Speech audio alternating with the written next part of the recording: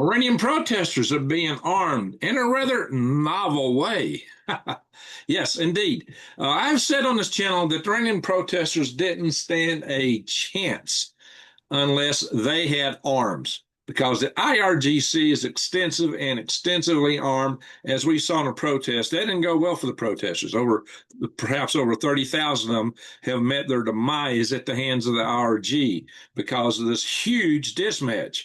Well, it turns out that something's afoot. There's something brewing, which could spell big trouble for the IRGC and a big hands up for the protesters. Possibly.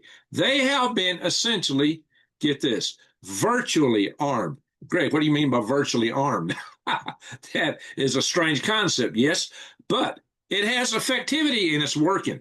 What the Israelis have done is they have matched up with the protesters a means where the protesters can get on their social media accounts, on their phones, and call in airstrikes from Israel on the IRGC, specifically on the Bajis, which the Bajis is the military unit underneath the IRGC, which does the internal security in matters like this. And they've been setting up checkpoints all across Tehran to stop and check people. And, you know, basically it's been said that the protesters had to stay inside. If they were caught outside, that they would be terminated.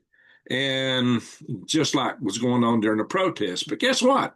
They're getting it. They're the ones getting hit now, because what is happening is indeed they don't have the arms, but it's like they do have theirs. It's like in the Vietnam, when you could call in napalm, an airstrike, or an artillery strike. They can go on the social media and say, take pictures and say, okay, the Bajis are over here. They're over here. They got a checkpoint here, a choke point there. They got a facility here. They got people over there.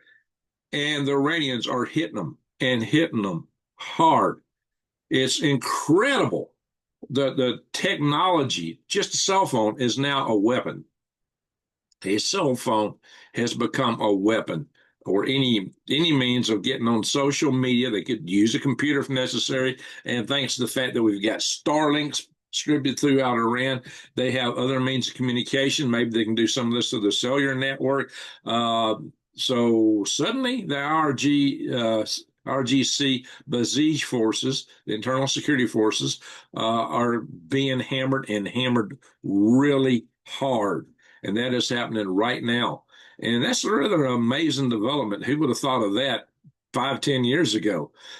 So this is a way to virtually arm someone. Now, I'm not sure that I'm really skeptical of the idea that this would enable the protesters to overturn the IRGC, but maybe. And here's the funny thing: they were setting up, static checkpoints, but they were getting hit so much they started moving around, and now they haven't quit. See, the IRGC is determined. The Bajis, there's a certain religious fervor that drives them. It's going to be hard to overcome.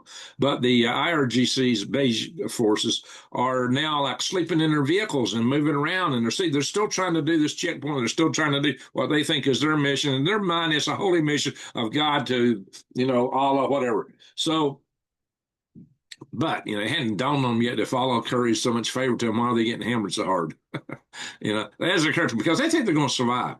They think they're going to survive and come out and declare victory on their side, because there are just so many of them that spread so wide, and it's so hard to hammer an organization that is so pervasive within the economy and systems of the Iranian nation. That said, it doesn't mean it can't be done. Now, I had my last video on this. I was very skeptical of anything other than the outcome of the Iranian present government surviving all this and coming up out of the rut meaner and madder than ever, and eventually striking back at us in some means. This may indeed put out a new way to overcome that. So they're using this technology that they're using.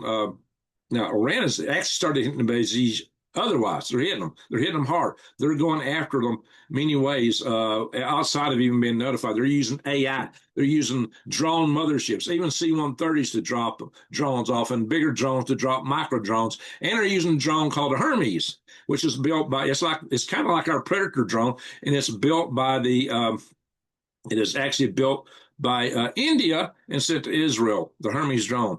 I'll probably share you this in a future video. So, guys, pay attention. This could be a change in dynamic, and I still think this might give the Kurds an actual chance that should they go to war, they'll have more allies within Iran, or the IRGC Basij forces might be knocked down more.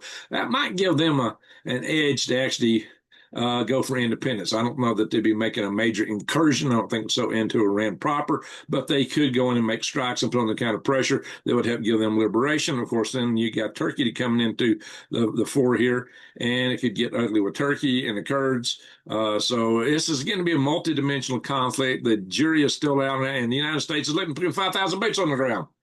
I'll go into that more in another session. So we do have mission creep. There's a possibility this could get. We don't know where it's going. You just stay tuned. I mean, everybody thinks they know, and my basic assumption was that the Ayatollah RGC regime would survive. I still think that's the case, but the opposition within Iran now has a fighting chance. So if they don't win, it's going to be tyranny upon them forever. So for their sake, I hope that they can pull this off. Anyway, my friends, if you want to get away from dirty products that you're buying, all the nasty stuff in your consumer products, check out switchwithgreg.com. Links below. Thank you for watching. And with that, I'm going to say, Greg